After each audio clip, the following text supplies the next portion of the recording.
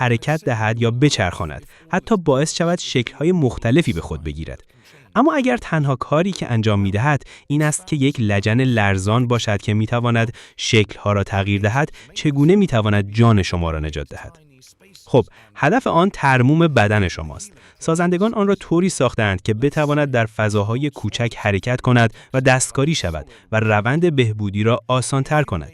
فرض کنید کودکی چیزی واقعاً سمی مانند یک کپسول شستشوی جامد قورت داده باشد. اگر کاری کنید که این ربات را بخورد، یک کپسول پیدا می‌کند، آن را با بدن لرزان خود می‌پیچد و از نشت مایع سمی کپسول جلوگیری می‌کند. این وسیله به طرز باور کردنی در خرید زمان تا زمانی که از یک متخصص پزشکی کمک بخواهید مفید است. توانایی‌های آن واقعاً بی‌نظیر است. آن می‌تواند تا 7 برابر طول اولیه خود کش بیاید. نیازی به پیکربندی یا شکل از پیش طراحی شده ندارد و می‌تواند برای مقابله با چندین مشکل به طور همزمان استفاده شود. حتی می‌تواند شاخک‌های خود را در جهات مختلف بکشد.